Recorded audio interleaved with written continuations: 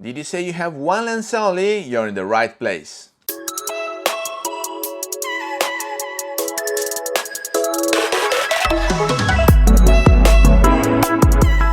Hello everybody, welcome back to the channel. Thomas Love here from beautiful Vancouver, British Columbia, and today we're gonna see together a few examples of street photography shot downtown with soft light. During our last video, and if you missed it, please find the link up here, we discussed examples shot with soft light along Falls Creek, which is a body of water. So a few of you reached out asking for same examples but shot downtown because you want to know how to leverage soft light and how to take the best out of it when you're walking among a lot of people or underneath the buildings. So we went out and I did the same exercise among the many people walking in the city center on a Sunday afternoon and with skyscrapers as a background. The main things that we discussed in our previous video, and again the link is up here, is that if you're not having high contrast because you're not having hard light out there, then you need to focus on your main subject, on the framing, and on your point of view. The main subject is key because if you want to tell a story, you need to have your hero. So your photo will be all around the hero that you picked up for that picture. Don't forget about it because this is the main element telling your story. So if you're not having high contrast, you cannot do the shots that you normally take, like this example. It would have been something with a high contrast and with the reflection, and then of course it's not enough to just go out there and snap pictures at people passing by, because despite you are in a city center, there is no story here. And so with high contrast out of the game, what is left to focus on to make our photo special? The main subject you're picking up, that would be your hero, the framing you are using to tell a story, and the point of view you are choosing. We'll now see together a few examples. In the next two pictures here, I picked up this location because we have a piece of art, but the way you use it for your framing changes dramatically the story we are telling. So here we see it fully with a guy passing by. The guy is dressed in an uncommon way, so that's interesting to me, but then moving and approaching to the piece of art, we are using a different framing where the piece of art itself is a frame within the frame of the picture, and so we have a totally different story to be told. Now we're quickly discussing the change of point of view.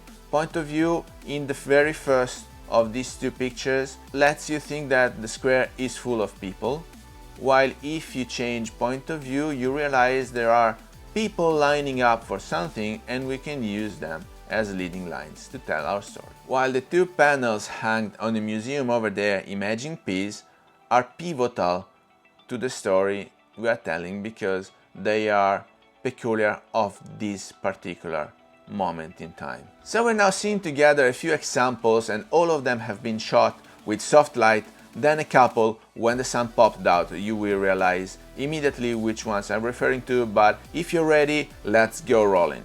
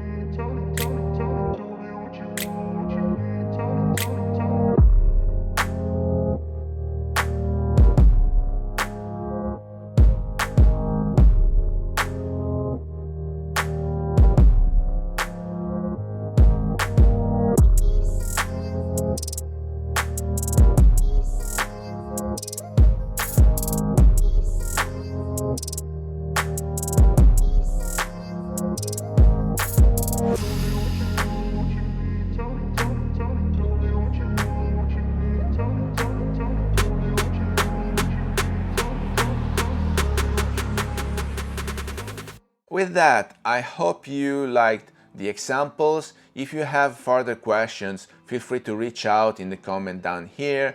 If you got any value out of this video, please remember to like it, subscribe to the channel so you won't miss the new videos to come, and I guess I will see you later.